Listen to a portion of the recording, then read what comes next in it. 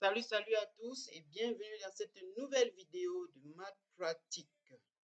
Alors, aujourd'hui, nous allons voir comment déterminer les éléments d'une suite de Fibonacci, ou bien de la suite de Fibonacci, par deux types de méthodes. La méthode par itération et par génération.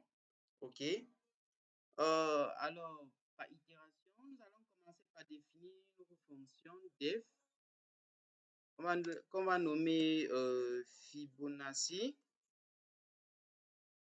Fibonacci, ça va prendre en paramètre l'élément, l'indice de l'élément dont on souhaite retrouver dans notre suite.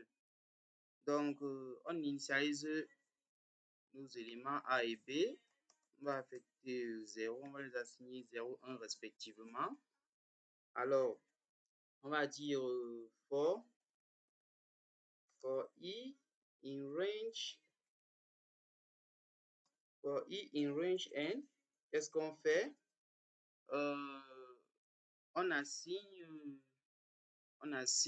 à A et B leurs nouvelles valeurs que sont B et A plus B. A plus B, ok? Et par la suite, c'est A qu'on va retourner. On va dire return A. Return A. Ok? Bon, affichons par exemple l'élément 10 de notre suite de Fibonacci. Donc, on peut bien dire, on va dire print c'est Fibonacci. Disons l'élément 10 par exemple. Ok, le 10e élément de notre suite de Fibonacci. On va dire, oui, c'est 55. Ok, 55. Donc, ça, c'est l'élément, en fait, c'est l'élément d'indice 10, donc le 11e élément de notre suite de Fibonacci.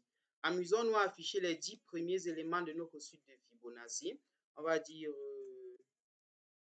for G in range 10. Qu'est-ce qu'on fait? On va tout simplement afficher print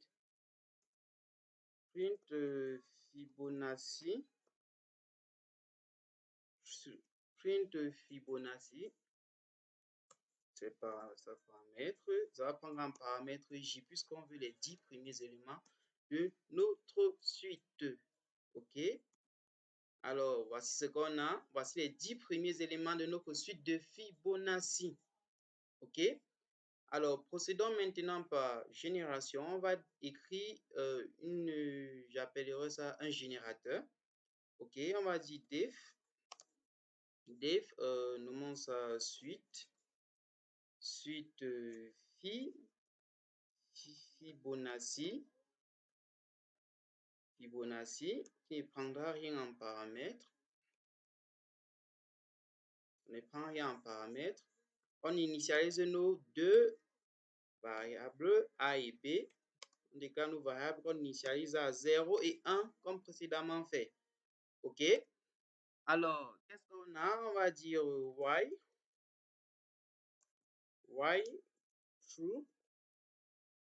y true. Qu'est-ce qu'on fait?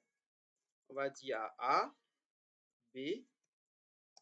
On va assigner B, A plus B. OK? Donc, avant l'assignement, on va d'abord générer A. Donc, on va générer A. On va dire yield. On va dire yield A. OK? Alors, on va dire à T. On va assigner suite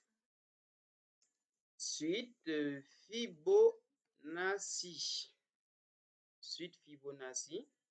OK? Ok, amusons-nous à afficher les 10 premiers éléments avec cette méthode-ci.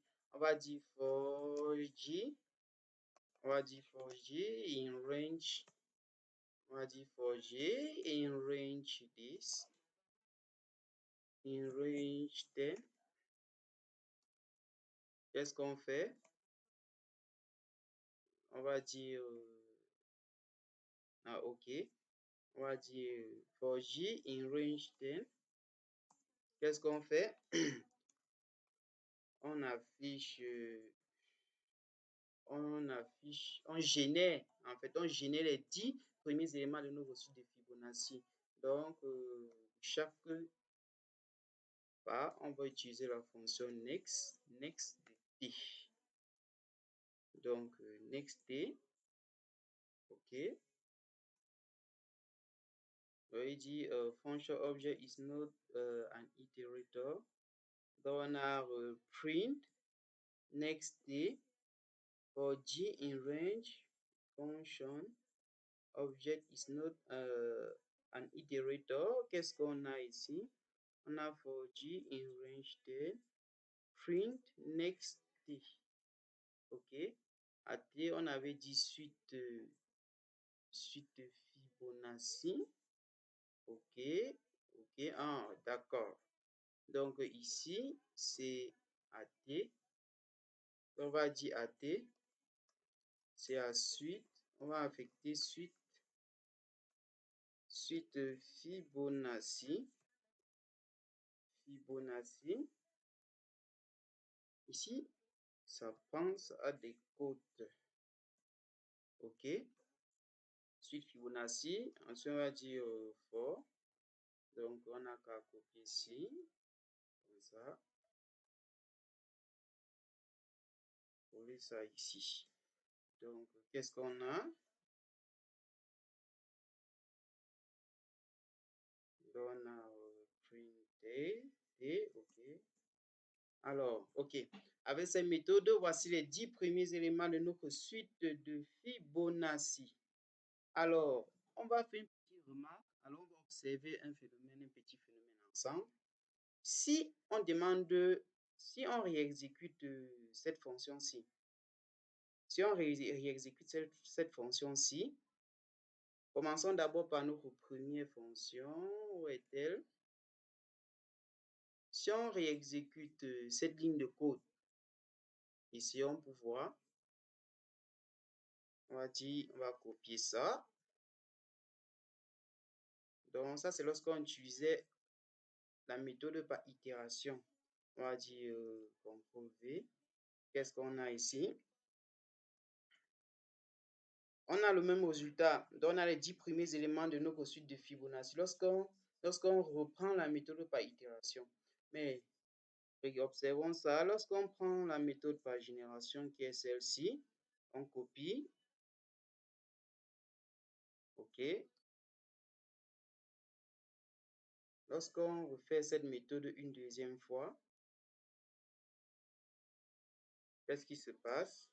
Alors, vous voyez qu'on a encore 10 éléments, mais cette fois-ci, c'est la deuxième série de 10 éléments de notre suite de Fibonacci.